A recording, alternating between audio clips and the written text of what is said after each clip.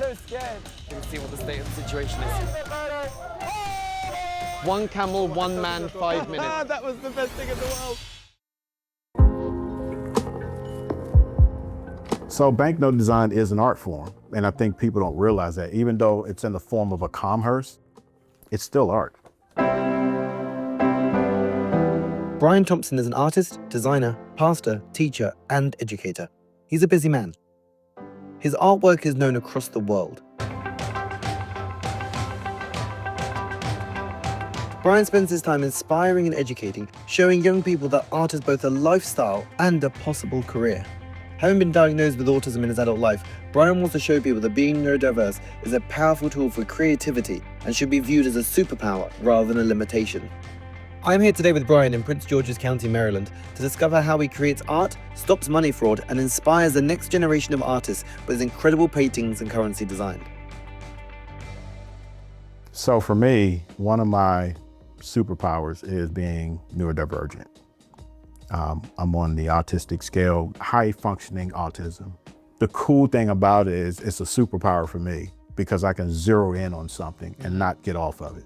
And I'm locked in. With art and religion, or shall I say Christianity, I stay in those two lanes very passionately, very strongly. They have kept me afloat in my life. Those two things just supercharge me in helping people and helping the community and help make sure people can eat and have clothes. That's the other side. And then it's the art side where I'm combating counterfeiters or people that are trying to do bad stuff. And who are you drawing here? This is President Obama and Michelle Obama. I always try to do stuff. I love doing black and whites. It always challenges me to play with the tone. And I'm gonna pull the Malcolm X piece that I finished because that kind of shows what the end result of this would be. And that's, wow. You know, building the tone up is just important because it really makes it look three-dimensional. What people don't realize is that these are like pieces of art. And I'll just pull this out. Take a look at that. Wow. It's art, but it's actually, you know, woven with security features and woven with different, you know, fill that. That's polymer, it's plastic polymer. That's not paper. So, you know, art is the foundation. Yeah. And then it grows from there.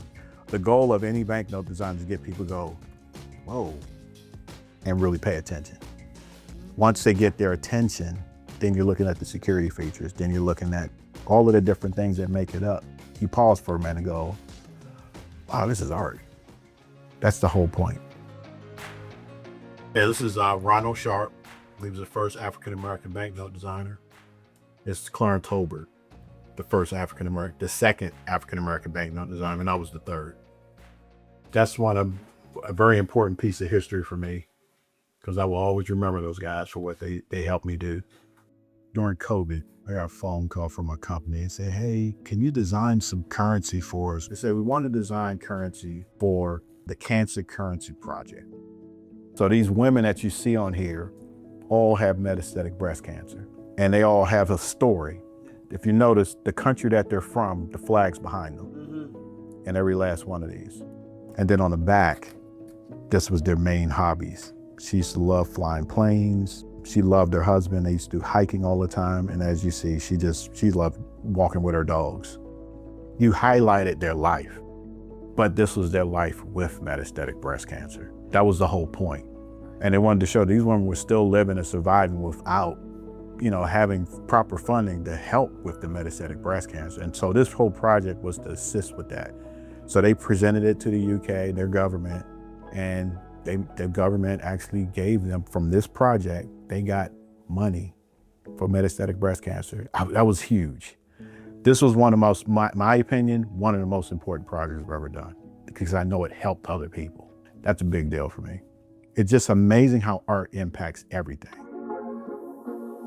So the Batman thing it's always back to my childhood. My name is Brian Anthony Thompson, so Batman. I was always fascinated by the fact that he was Batman and he was also Bruce Wayne.